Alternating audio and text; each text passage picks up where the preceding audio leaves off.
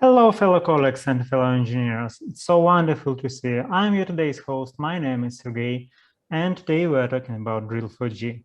Let me start with a quick introduction of Roman. Roman is a JavaScript developer.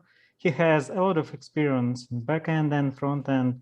And while we're all gathering in this wonderful place, let's have a quick chat with Roman. So to understand what is going on in his life in terms of professional experience. So the first one to you is like backend, frontend. What do you like more? Yeah, well, I guess it really depends on a particular task. And well, as you've said, a lot of experience might be just kind of stretching it. I guess my experience is just really like varied. And I've tried a lot of things, including backend, frontend, and I guess something in the middle, if you can say like that. I like to tinker with code, dig through other people's works, see how it's working, stuff like that. So basically, I'm interested in lots of things, and it doesn't really matter if it's on the back end, on the front, or on the front end, I guess. So yeah. So you're kind of full stack guy. You like everything. Yeah, I kind of avoid that full stack word because it's sometimes it sounds like too much. It's became somewhat of a joke. So I yeah. get it. Yeah. All right. Thank you. And how long have been you working for Drill4J? Yeah, I've been working for Drill4J recently, like not much, around a year.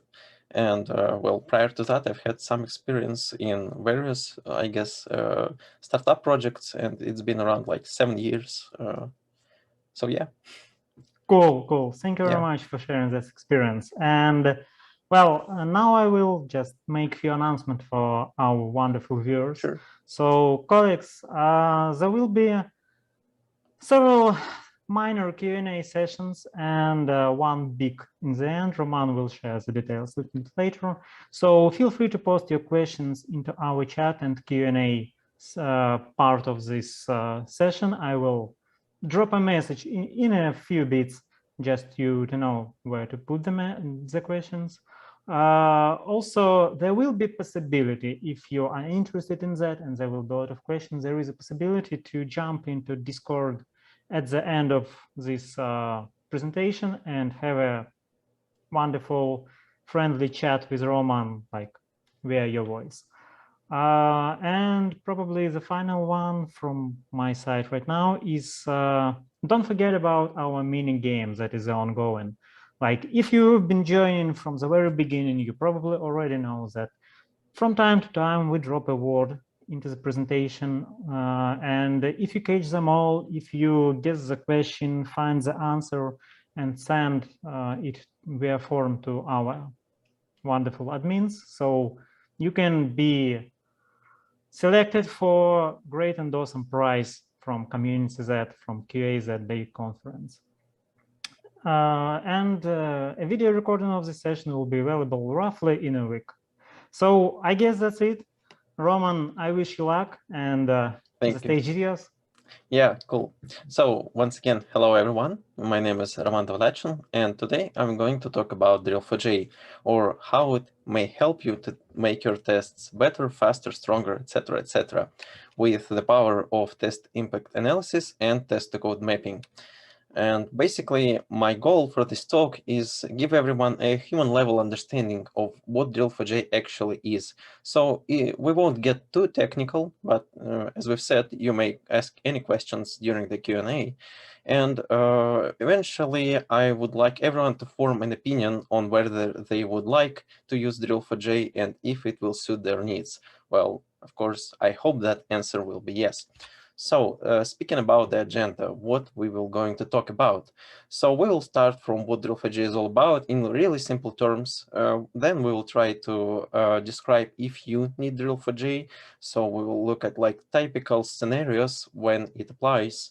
We will go really quick through supported platforms and describe how it works in detail, but once again, not too technical. And not to drown you in theory, I would like to propose to have a few Q&A sessions during the actual talk. So you will have an opportunity to ask anything you like right after the theory, during demo, and at the end. And to the right, I've just included some picture of a production code that I've Googled. And this is like my perspective on what Drill4J might help to resolve because, well, I'm a developer, I'm not an engineer. And I guess this will be more clear like later. So moving on. Well, as I've said, my name is Roman Dovlatchin. I'm JavaScript developer at Drill4J project at EPAM. And I would like to announce that Drill4J has a Telegram web channel. So if you have any questions much later, you might join it and ask them there. But today, just stay with us and I guess join the Discord after all. So what Drill4J is all about in like really simple terms. If you remember just 3 things about Drill4J today, I would like you to remember these. Drill4J analyzes your application during test execution. It tracks what actual code being executed. Then it uses that information to build the map between which kind of tests hit which kind of parts of the code, right? And then when you modify your code, it tells you which parts of that modified code could be tested with which tests. So basically, it just tracks everything that is changing within your code base and suggests some tests that you have to run in order to cover these changes. And basically, it allows you to prioritize your test suits and run the ones needed the most first, or even cut down on regression time entirely by running only what is required, right? And I would also like to point that first, like little cursive under the point 1, that there is no harm to a build and no security issues associated with using Drill4J. What is it all about? Well, some people are rightfully like worried when we propose them to send some data about their production application to some, let's say, external system. But Drill4J does not require that. It hosted totally on premises, and it does not make any modifications to your build or to your source code whatsoever. It is like purely analytical. It sort of looks from the side, I guess, right? So now let's get to the point if you need Drill4J. And our typical adoption is some application that is rather large. It like have a lot of auto tests that might be numerous. They could be really slow also. And nobody really knows what these tests are doing, including manual tests, right? Because, well, we might have thousands of classes, we might have thousands of test cases, both manual and automated, and to really know to the last like line of code if this line of code was covered, it's kind of hard, right? It's just a guesswork. Yes, we could be really precise, we could track our test cases, we could like discuss them, we could check if we've executed everything, etc., etc., etc. But in the end of the day, we just kind of cross our fingers and hope that we've tested everything and that no surprises will pop up in production. But you know, being just hopeful that nothing is going to break is not like great. And these issues might manifest themselves in like sort of a thoughts that you might find yourself thinking like, oh, I hope we've tested all of the new features Or, well, these tests run too long, we might just postpone running them later, because, you know, who wants to wait for longer tests to run when the development is rather active, right? You would rather just like make the changes, run the quickest test first to give some sort of a feedback at least, and leave the longer tests for later. And the other issue that we kind of see in lots of projects is legacy tests. So what is it all about? Sometimes people implement tests and they just kind of leave them be. Then the product and the tests may go to another vendor, let's say, and another vendor and another vendor, etc., etc., etc. And the test cases just kind of continue to grow. And because nobody really knows what test case does, sometimes people just implement new ones and leave the old ones in place. And basically, they just spin in CI/CD pipeline without really doing much of useful work, or doing the same things again and again and again, right? Because you've never actually find the time to figure out what all these old tests do. But you left them because, well, you're kind of afraid to remove them. What if they do something useful? And this is really an issue because, of course, you would like to get the results as accurate as possible, as quick as possible. And that's what Drill4J is basically suggests you to do. So speaking about supported platforms, as you can see, our support is kind of growing because we've already implemented support for Java and JVM-based languages, for example, Scala.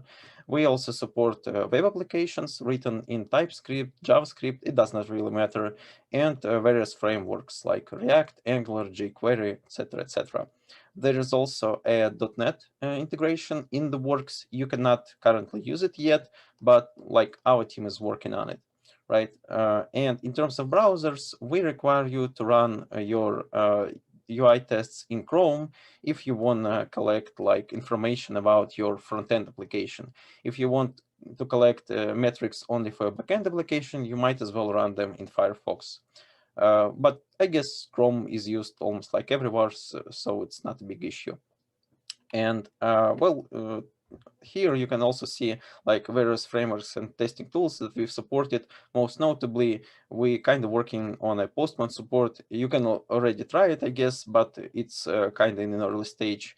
And Cypress, right? And of course, Selenium, because, I guess Selenium is very, very popular, and that would have not make sense for us to not support it. So now, how it works. I'm gonna go really basic here, so nothing crazy, right?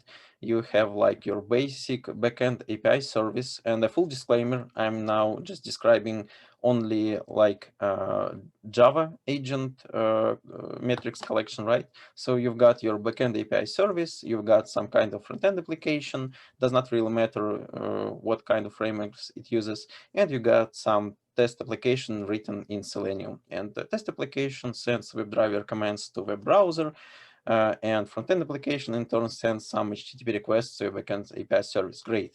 And what you would like to know, as I've described, that which code these tests have actually executed in backend API service. And this is where you pop Drill4J in place. And what all of that means? Well, this at the bottom here is Drill4J admin backend. This is a standalone component that processes all of the data that Drill4J gathers and sort of processes everything and tells you these incredible insights, right? And so other notable parts here are Drill4J Autotest agent and Drill4J Java agent. Well, what Drill4J Java agent is, it's basically a piece of code that kind of sticks to your application and spies in a good term, right, on everything that is happening within your application. And then it records this data and sends it to Drill4J admin backend. And Drill4J Autotest agent basically does one really simple thing, well, actually two. It notifies admin backend that, well, tests have started and it should be ready to receive data. And it also kind of labels the signals that are coming from test application to front-end application. And it does so with HTTP headers. And these are actually what Drill4J Java agent uses to distinguish which moving parts in application refer to which tests, right? Because these headers contain information about the particular test, for example, a particular test name. and that's it. It's really simple, but it's actually really powerful because now you can rely on the actual data instead of just guessing whether you've executed some lines of code within your backend API service or not. And when speaking about front-end coverage and support of JavaScript, we pop Drill4J browser extension in place and basically suggest testers, well, I mean manual testers, to install it into Google Chrome and use it during the normal manual tests. So basically, manual tester installs this extension, he or she hits start test, inputs the test name, and that's it. It basically works the same way. Browser extension records everything what is happening within the front-end application and sends it to Drill4J admin backend.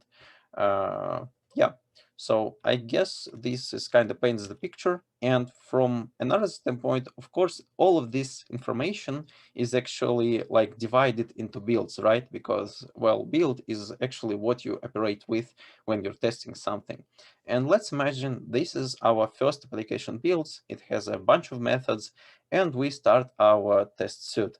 And while it's happening, Drill4J sort of puts these executed methods into buckets and labels them. This is the first test, this is the second test, this is the third test, etc., etc. And when you deploy another application build, Drill4J sees which method has been modified, and now, based on the information collected previously, it knows which test suites it should recommend in order to cover these changed methods. And again, putting all of that into perspective, why do you need that if it's not clear just yet? Imagine that all of these bluish circles are your tests, and only some of them are actually tests that you have to execute to cover the actual changes. And all of the others will just trigger the code that was not changed. And basically, well, that's most likely not what you want, right? You would like to execute only a part of your tests that actually cover everything that was modified or added recently.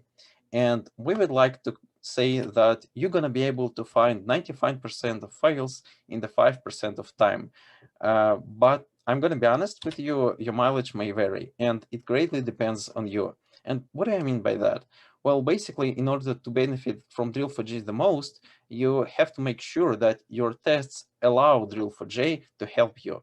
And what do I mean? Well, if your tests are really dependent on each other and you have to execute all of your, let's say, 1000 tests in sequence, and if any of them is removed, nothing is going to work, of course, Drill4J not going to save you. But if your tests are sort of independent and they can be executed one by one, this is great because now Drill4J will actually help you. It will tell you, okay, now you run your tests 1, 2, and 3, and you will cover all of your changes instead of running like 1000. Sounds great, I know. So now it's time for a quick Q&A session. It's just a break. We have not finished yet. They're going to be demo. And so, yeah, I encourage everyone to post their questions. And I guess we'll have a time to answer for one or two. So I'll just wait a little bit and we'll see if anyone have anything to ask. Okay. For the moment, we don't have any, but let's wait just a bit. And yeah, Alex, we encourage you to ask those questions. We really would like to see them. And like, don't be afraid to ask something really simple, because this is all about the most basic level understanding of what Drill4J is all about. We have plenty of like other talks that you could watch, and you could also check out our documentation website, yada, yada, yada. I'll talk about it a little bit later. And we have a first one. Great, like, great. Do you use any open source libraries like GCOW in the backend? Yeah, we do use GCOW. In fact, this is what we actually like utilize to calculate the actual coverage. And so, yeah, I guess the answer is yes. We extensively use open source libraries. That's the answer. And Drill4J is also open source as well. So you can check it out for yourself with no strings attached. Okay, thank you very much for your comment. And another one. Okay. So do you have experience with integrating Drill4J with hybrid platforms? Well, I guess we do have an experience, but I'm like not the right person to answer this question. But later, if you'll join us in the Discord, we will have our team lead Igor, who is very experienced, and from what can I remember, yeah, we kind of do have this experience, but he will answer your question much better. Okay, thank you very much, colleagues. Don't forget to join the Discord session in the end. So, Roman, let's get back to your presentation. Sure. And now it's demo time. So I'm be using the real-world Java and JS coverage example based on so-called real-world example application. You can check out this repository for yourself, I guess, later at Drill4J GitHub, and it's really basic, no like crazy technical stuff. You just clone it and follow the running demo steps to see everything in action. But it's not installation guide, so don't try to use it, I guess, to figure out how Drill4J actually should be installed. You have to refer to docs on the website for that matter. It's just a demo, just to show off, I guess. So, and this is actually Drill4J admin panel already deployed. And as you can see, there are two so-called agents, and these agents represent parts of our application within Drill4J.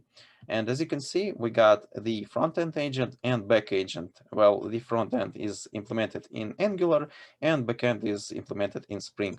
And if I click on the Spring Real World backend, we navigate to the latest build. But actually, I would like to take you first to all builds page.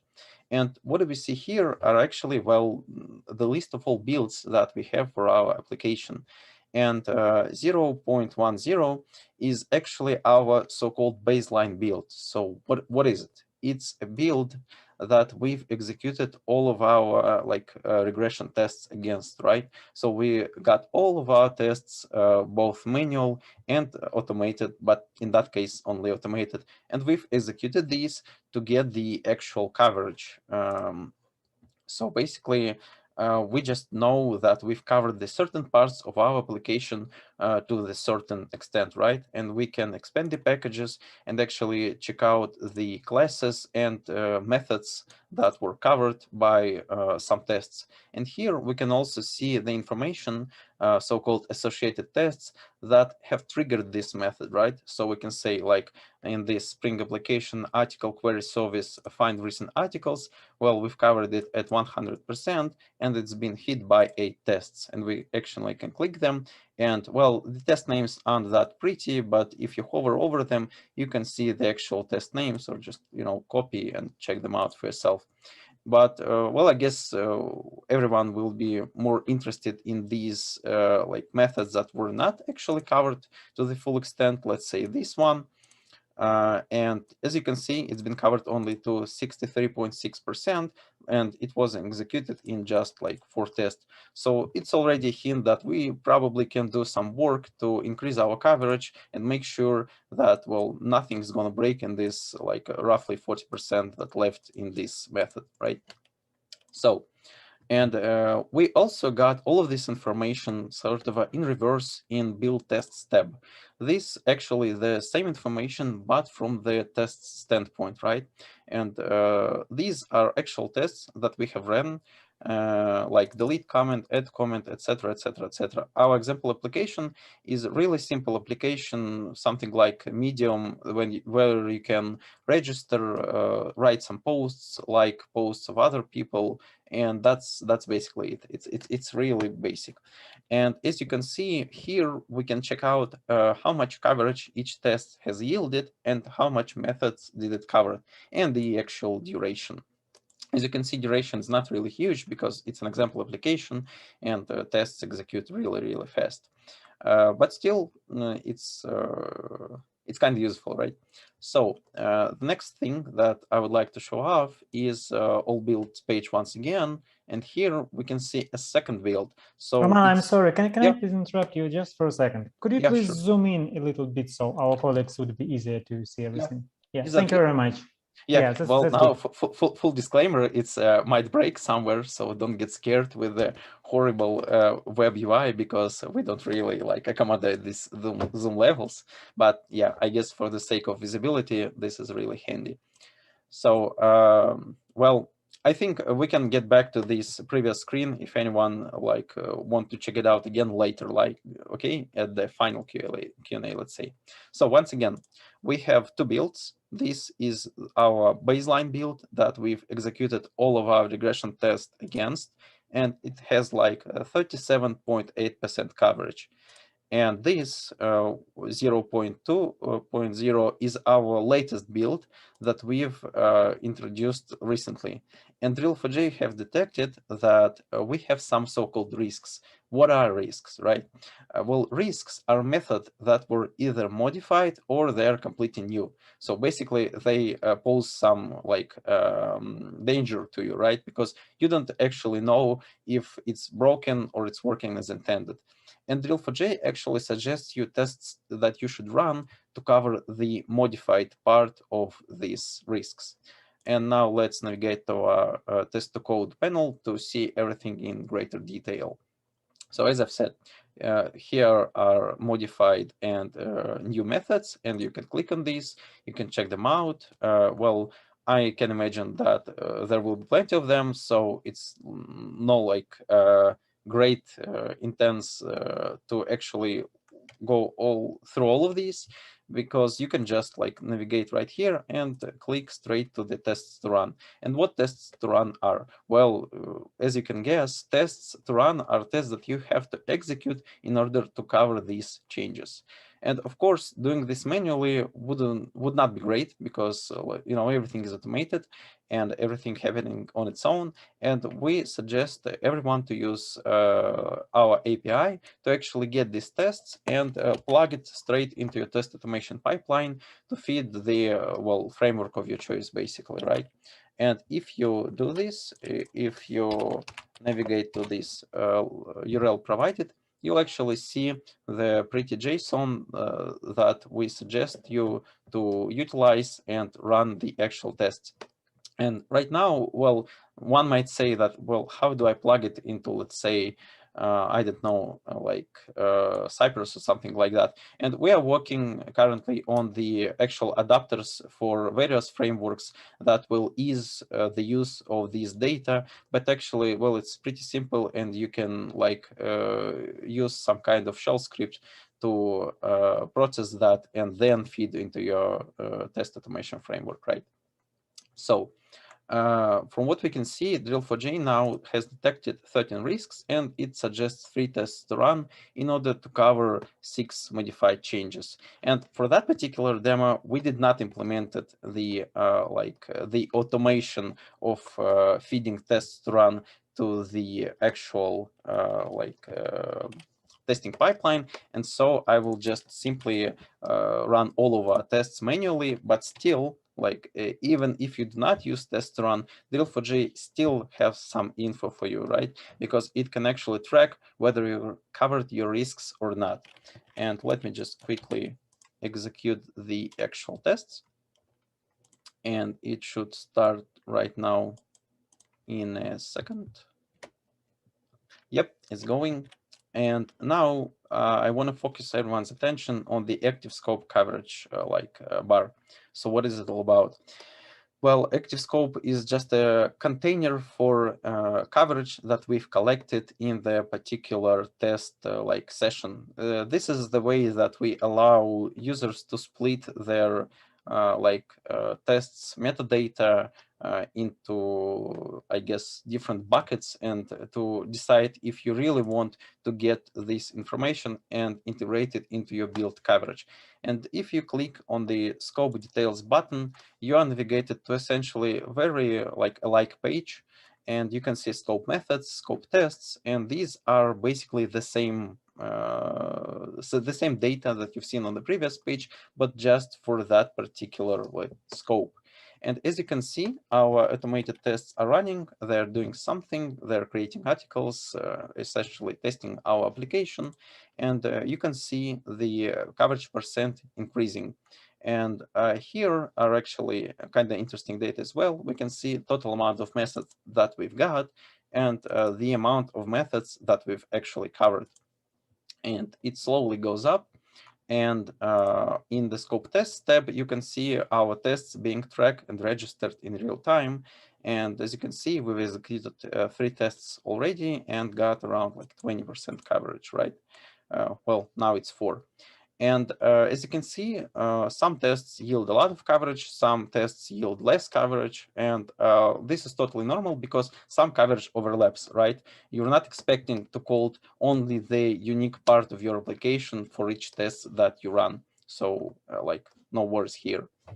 And well, when this process is going to finish, we'll actually be able to integrate this part of coverage into our build coverage. As you can see, here is a bar that indicates how much additional coverage you can integrate from the active scope to the build. And you can imagine if you run a lot of tests, if you run them, let's say, first you run all of your automated tests, then you can even run your, let's say, UI tests, or you can run, I mean manual, right? Or you can run your API tests. We like allow to do that as well. You will actually see how it differs, right? Because, well, sometimes people even want to see the coverage from the unit tests. And, well, the level of, I guess, usefulness from these different tests kind of arise because main focus of Drill4J is still cutting down on regression time for end-to-end tests. But if you're so keen to do it, you can also track other kinds of tests like unit, API, and etc., etc. And these tests should finish now in a matter of minutes, I suppose.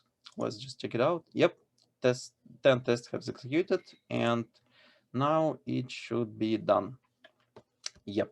And once again, here are 13 risks, 6 modified methods, 7 new methods. And now when I'll hit finish scope, the actual amount of risks should go down. So basically Drill4J will notify us that, hey, you did a good job and your tests actually covered this new code, and well, you can be safe and don't worry about your build breaking in production. So let me hit that finish scope button. Wait a bit. And yeah, so as you can see, we've covered most of our risks. In fact, we've covered all of our modified methods, and we even covered 5 of our 7 new methods, which is great. And now Drill4J hints that, well, probably our QA engineers should do something about this too, perhaps implement new tests for automated tests, or maybe we can even cover this manually and be safe and don't worry. So this is like for the demo part, because this essentially is what all Drill4J does. It's really basic, but in the same time, it's really powerful because, as I've said, you can move from guesswork to being the actually seeing the data, and you can utilize this data in order to decide where you should move next, right? Well, if you see that you've got 40% coverage, probably this is not great, and you really should work on expanding these numbers. And you could either implement new tests in automation pipeline, or you can redistribute some work from manual tests. Because, well, in the coming releases, I suppose, we're planning on a kind of a new feature that will allow you to see the overlap between automated tests and manual tests. Well, between various types of tests, not necessarily automated and manual. And that will actually guide, well, as we hope, that will actually guide the users in terms of if they can redistribute some of their manual labor from the parts of application that were already covered to the parts of the application that were not covered yet. But as I've said, it's coming. It's not here just yet. Well, just a quick note, in fact, you can already kind of do that. You can just execute all of your automated tests in one scope, finish it, and then execute all of your manual tests in the other scope. And you will see the actual overlap here, but like it won't tell you the exact tests, right? So yeah. And as I've said, we also got another part of our application. I've demonstrated everything on the backend, but actually we've got all of the same data for our front-end application. And as you can see here, things not look so great on the front end because, well, I haven't integrated the scope coverage just yet. And you actually don't need to go through all of your various parts of application, especially if you got like microservices. It's gonna get out of hand really quick. So you can just go to the agents page and click on the so-called service group row. And essentially, service group is just like a container for our agents, being them backend or frontend, whatever. So you just click it and you see kind of a like a summary. And when you click on the view more to navigate to test to code plugin that actually does the mapping, you can use it to finish all of the scopes for, well, all of your tests, right? All of your agents. And when you click it, coverage is integrated for all of these. And as you can see, now we can get a sort of a glance of how we're going. And well, front end, I guess, does not look great still because we got some work to do. And when you deploy the new build, you will be able to see all of that information once again for the new one. And in that way, Drill4J actually allows you to track your progress on build-to-build basis. And when your QA engineers are hard at work, they will have an actual proof that, well, their work does something, and everybody will be able to see what it actually does. So yeah. And I guess the last part that I wanted to talk about in the demo, I'm not unfortunately going to be able to demonstrate it, but we're developed, you can already try this, but they're not quite finished, extensions for the IDE and code editors, right? So we've got extension for, I don't remember, give me a second, for IDEA for those who are using like Java to develop their applications.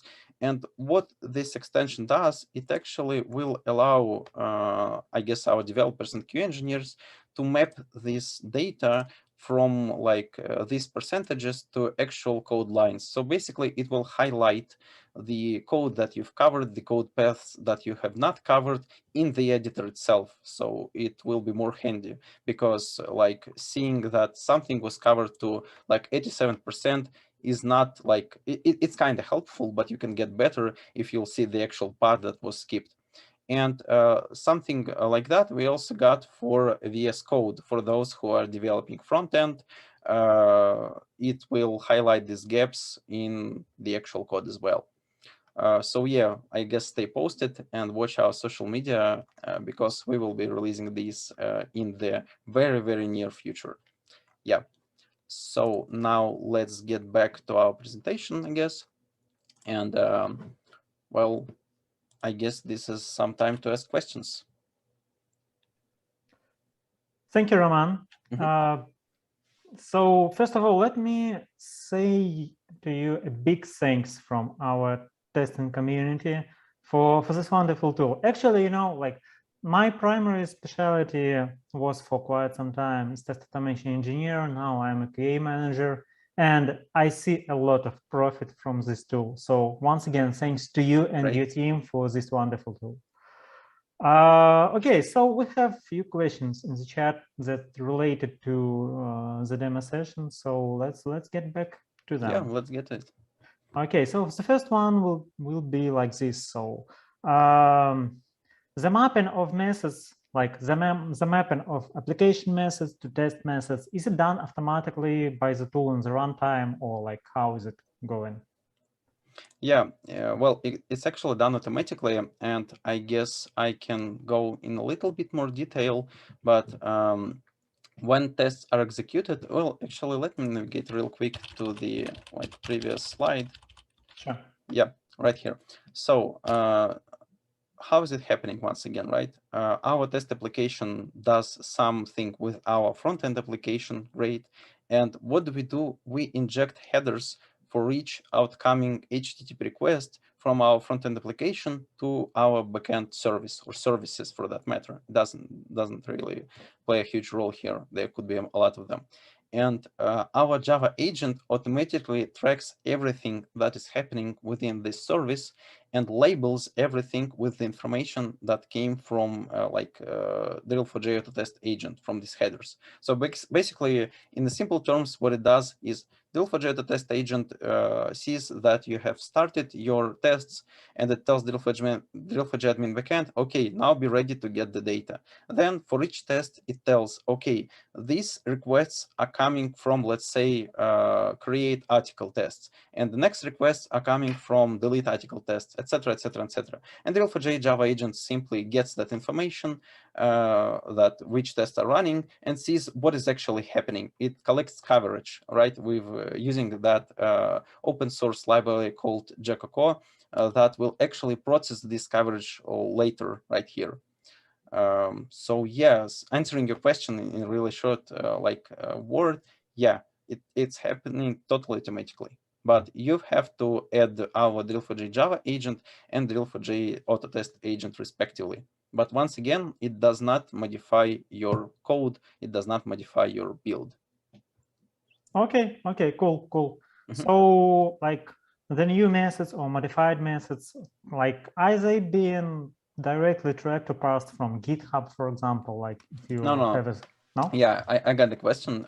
Sorry for being so quick. So basically, what are we doing is for the Java application, Drill4J Java agent is the actual entity responsible for tracking the change. So we do not rely on GitHub or any kind of source control.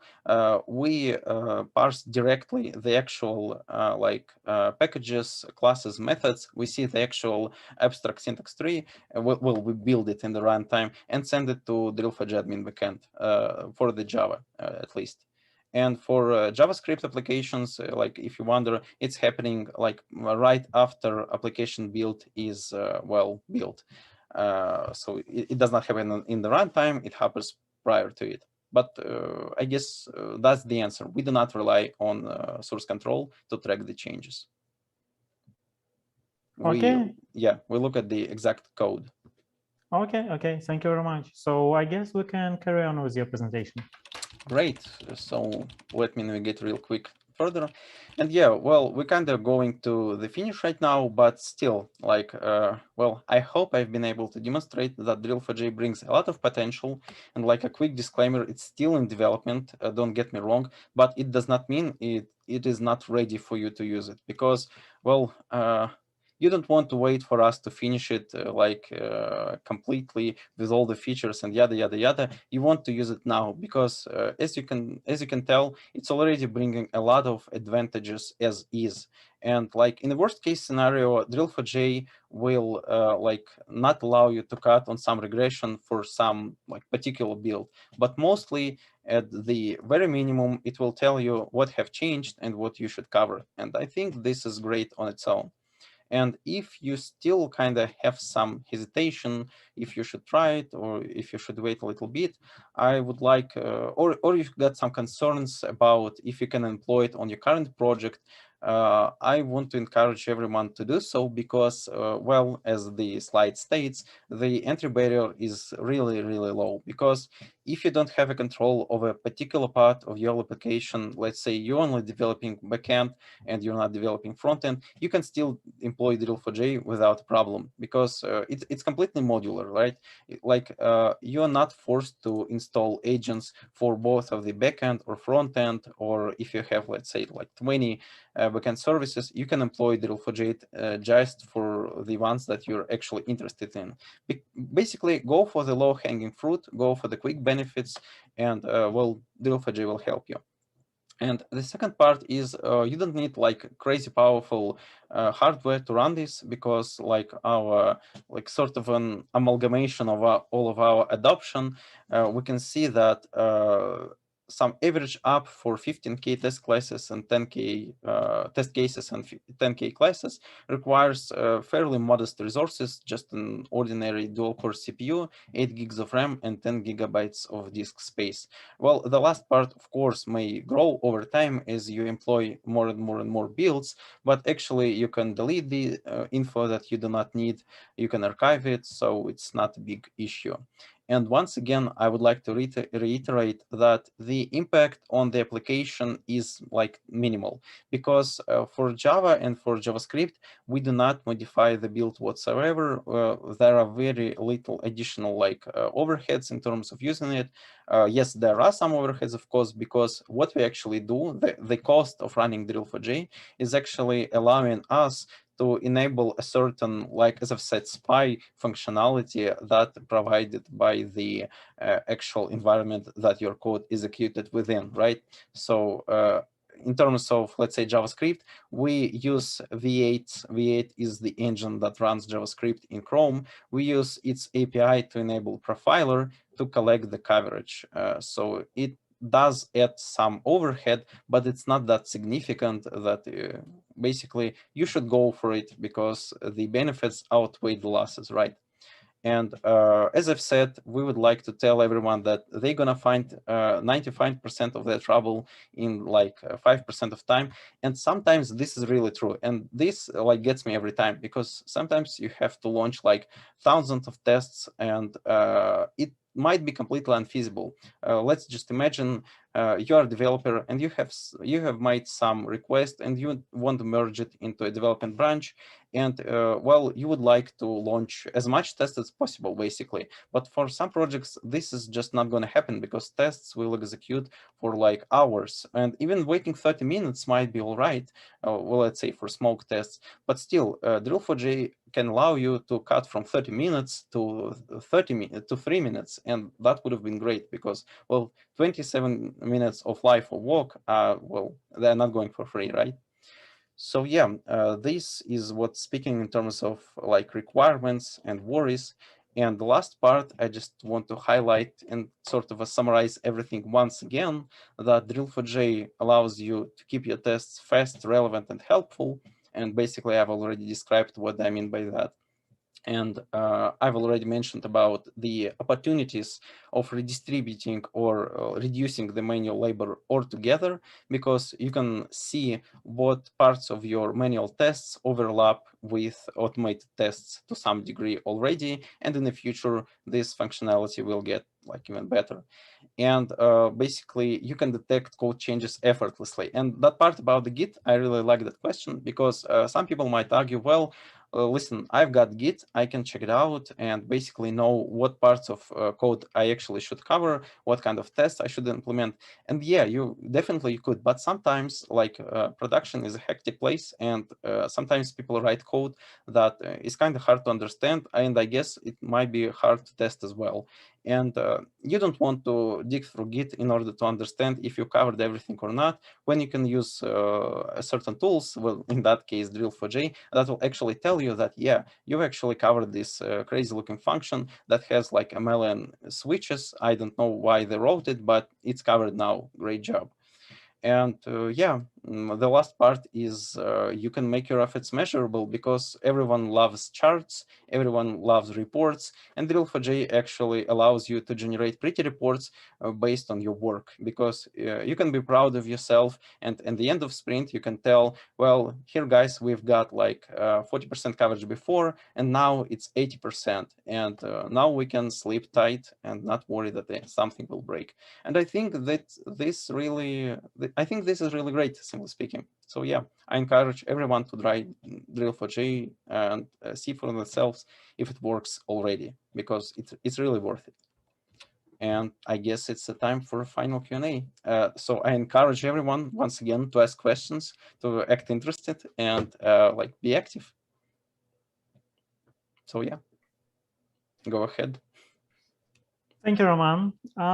So let's wait a minute for new Sure. questions to arrive. Like right now, we don't have any. So I will just make your announcement for the audience in the meantime. So colleagues, I just posted few links that Roman shared during the presentation to the community, to the GitHub page of Drill4J, etc., etc. Also, I just posted a link to Discord channel and description, like how to get to Discord channel, because like in a few minutes we will wrap up this session, but there will be a wonderful opportunity to talk with Roman and one of his teammates on the project to to get more details regarding the Drill4J. So yeah, okay. So few questions arrived. Just give me a sec to read Sure. them. Okay. Can we get code coverage and not toss? Okay, so can we get the code coverage and not toss test coverage, right? I'm not sure that I understand the question 100%. Well, I'll try to guess, but basically, you mean if we can get a code coverage and not care about test coverage? Is that the question? I think probably right, yeah. Yeah, sure. Well, like Drill4J does not stop you from doing anything, right? You can just open it, see the coverage for the actual like code, and that's it. Not care about tests whatsoever. If you ask if you can get the coverage without employing our Drill4J after test agent and just employing the Drill4J Java agent, well, yeah, it is possible. We actually have a functionality called global session, and it allows you to enable like recording. Sorry, it allows you to enable a recording of everything that is happening within your backend API service without the actual relation to the tests. So you can just record everything in one huge blob, and well, if it suffices you, sure, no problem. All right, thank you. So what are the prerequisitions to use a browser extension? And can you show how it looks like? Yeah, I definitely can show how it looks like. It's basically, well, I guess in order to show it, I will have to open the actual front-end application. But basically, there are no like crazy prerequisites. You just open Drill4J hub page, and then you navigate to browser extension repository. And here you can see our releases. You can download the actual zip file right here. You want this one, not these ones. And in order to install it, you have to click this puzzle icon, click Manage Extensions, then make sure to enable developer mode, otherwise you won't be able to install it. So you click it, and then you can click Load Unpacked. And then you can select the actual browser extension. I've already extracted it. And you select the build folder, click select, and basically when you'll confirm it, it will install the extension to your browser. And the first time you will open it, it will prompt, you will see the little icon like right here. Make sure to pin it so you will be able to see it in the icon bar, and we will open it. And first time you will see the input address for the Drill4J admin backend that you must deploy well somewhere, basically on your machine or on your server, whatever you like. And when you input it, you can open the extension on the target application page and start to collect coverage. So yeah, these are the requirements, and I guess I'll be able to show it off, but I haven't really prepared for it now. So I guess give me a minute, and well, I think we can get some more questions while I'm at it. Yeah, actually there are no more questions right now. So please prepare. And I think that will be anyways the last question for now. After that, we will move to Discord. Yeah, okay, so as you can see, I've opened our example application, and currently it's deployed on localhost. And what do I need to do in order for this to work? I need to paste this information into Drill4J admin backend, because this part is not fully automated, because Drill4J extension somehow must figure out that the actual application it is looking at is the actual application that you want to collect coverage from. And if you got multiple agents here and you've got Java agent, it should happen automatically.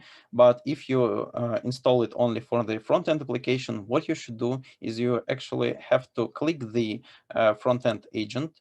Then you have to click on the settings icon here, navigate to system settings, and insert the address of your application into target host input field. Okay, and then you click save changes, wait for it to process, And yeah, hopefully it's gonna work. So actually settings have been saved, and now when I navigate to that page and just refresh it for the for the sake of being sure, when I open it, yeah, I can see that Drill4J extension actually detected that this is the application that we are interested in, and now I can click open widget. And as you can see, it shows a so-called widget. It's actually a like little bar that allows you to view exactly one thing, to input your test name and start it. You can also trigger the real-time checkbox, but it works only for the backend, so it does not really matter. And you can also like change the position of it if it obstructs some elements on your web page by clicking this icon. So basically, I'm gonna type a test name, hit start test, and hope that everything is gonna work and like the effect of the demo not gonna punish me. And let me navigate to the front-end application. And as you can see, yeah, the test is running. And if I navigate to the backend application, the session should be running as well. Yep, it's working. And now, well, let's say I'll refresh the page. And actually, now there's a chance that it's not going to work because Drill4J makes sure that you actually collect coverage from the version of the application that is deployed last in the, that was deployed last, right? And if you collect something else, it won't count this coverage for that particular agent. And if we navigate here, and as I've said, real-time coverage collection does not work for JavaScript. I hope I'm not getting too technical. So basically what I've done is just refresh the page, and now when I hit finish, I should be able to see the coverage for basically for the code that was executed when the main page was refreshed, right? So I hit finish, wait for it a little bit, and hopefully it's going to work. Right now, the finish action kind of takes some time, but well, we are working on it, and it should get a little, no, not little bit, much faster, incredibly faster, I should say, real soon. But already, if we navigate... Thank you, Roman. Yeah. Unfortunately, I have to stop you here. We're Sure, running no problem. out of time. Yeah. Once again, thank you very much for this wonderful presentation. It was awesome. Colleagues, please move to Discord if you have more questions to Roman and his colleagues. I already posted the link to Discord. I wish you all a wonderful day and hope to see you on other sessions as well. So, bye-bye. Bye, everyone.